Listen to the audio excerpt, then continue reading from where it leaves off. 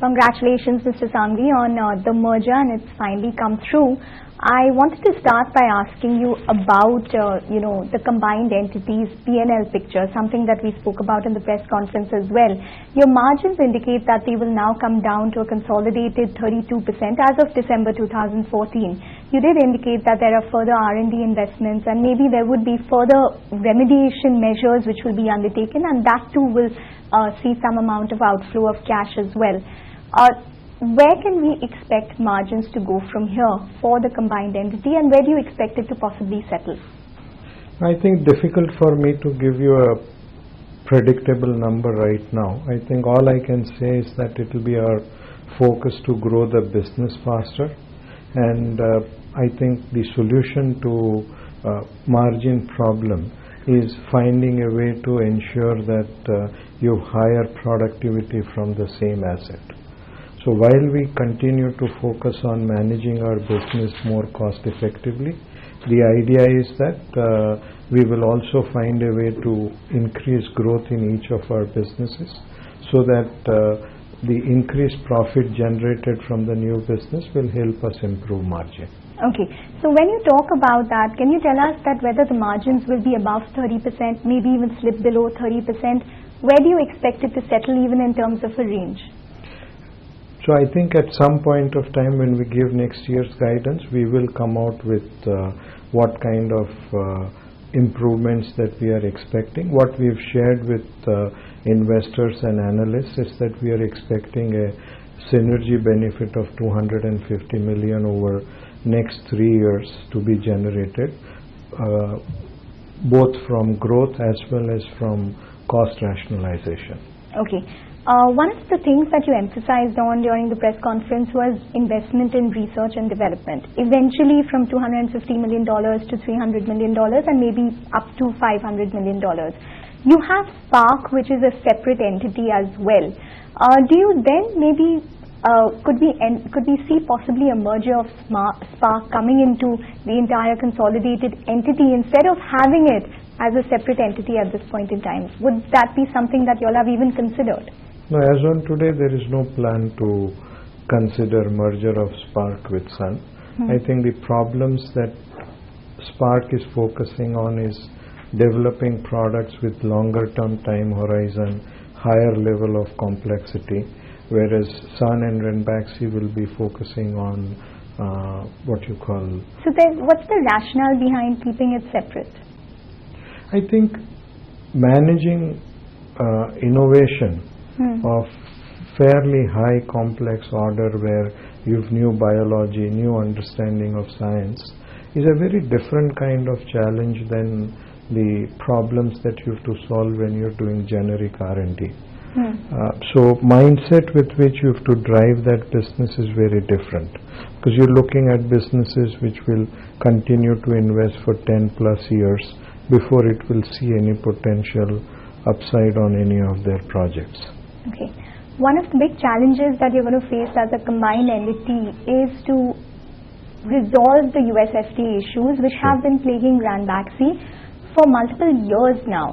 A lot of analysts are perturbed with the fact that there hasn't been any sort of concrete development as yet, despite all the steps which have been undertaken. What is the step forward? You did mention that you would want to bring confidence back into the regulators when it comes to Ranbaxy. How do you propose to do that? So my understanding is that regulators have concerns about the data coming out of Ranbaxy facility. So I believe that trust is broken, and we have to find a way to regain that trust of the regulators, and that would be our focus. Okay. So you will have over 40 manufacturing facilities, if I'm not mistaken, under your umbrella now. That's correct. Would it make sense for maybe just sort of disposing of some assets which have US FDA issues and are not seeing the light of day, instead of constantly pumping in remediation efforts and money into that? Instead, just sell it off and maybe focus on other manufacturing facilities which are not giving you problems. Would that be something that maybe the management would consider going down the line? So difficult for me to respond immediately. because we don't know the extent of the problems. Because of confidentiality, we don't have access to internal information of Ranbaxy, so we really don't understand the depth of the issue that we will need to manage and our ability to manage that within a defined period of time. But my belief is that each of the assets have a potential upside, and it makes sense for us to find a way to capture that upside if we can. Okay. You do have a better understanding of the Halol facility. This is what I asked you in the press conference as well, and I'm asking you again. That Spark approval got Sun Pharma very fired up simply because of the fact that that drug is going to be manufactured at the Halol facility. Can you just tell us what your interaction with the US FDA has been up till now, post the observations? So I think there is a regulated process by which you interact with the FDA.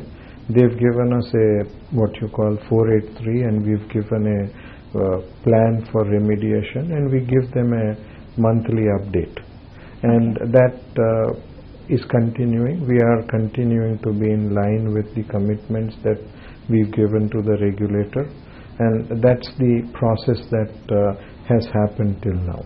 Beyond that, I don't think that we've any additional information that I can share with you today.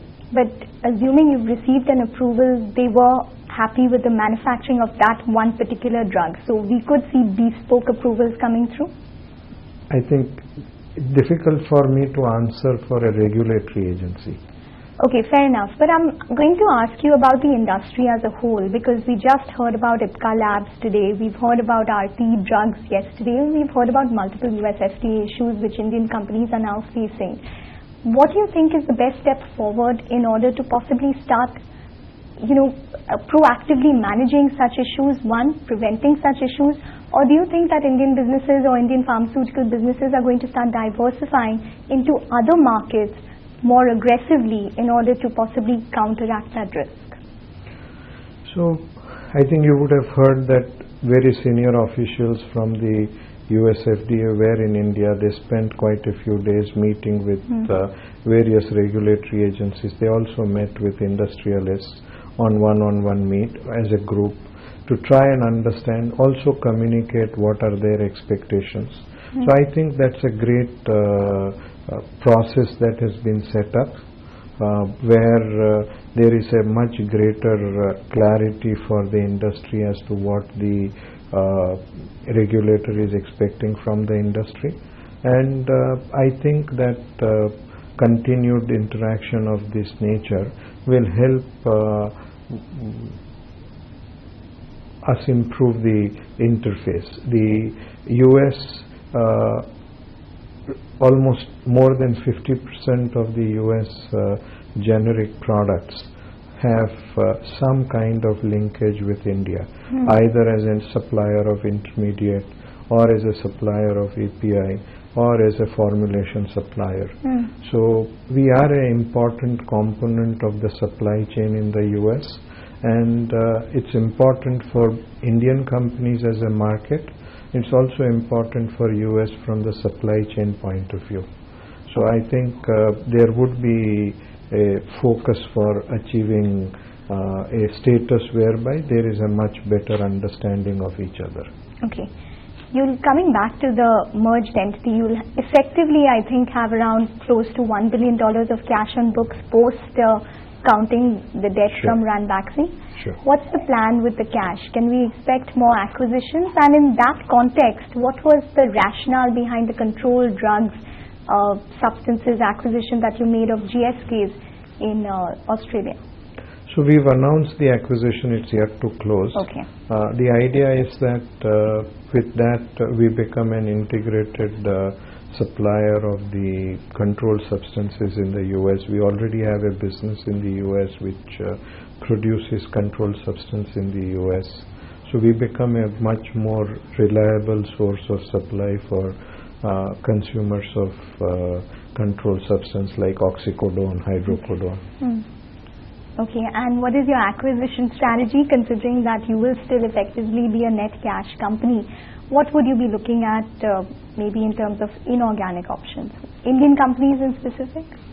No, as on today, I think, as I said even in the press conference, I think we will focus on acquiring businesses which will help us become more meaningful player in emerging markets, and will have some kind of strategic rationale. We've never looked at acquisition for sake of acquisition. Okay. Last question then, Mr. Shanghvi. You've made a recent investment in a wind energy company in Suzlon. What is the rationale behind that, and can we expect more such investments in maybe these distressed assets which you tend to be fond of in terms of maybe getting into them and possibly looking to turn them around, even if it comes on an advisory basis? No, I believe that going forward, both wind as well as solar energy will play an increasingly important role in the energy requirements of the country. It's part of the policy of our Prime Minister, whereby he wants to diversify from thermal and gas-based energy to both wind and solar energy. And I think there is an aggressive investment plan. The technology that Suzlon has for their windmills is comparable to the best in the world.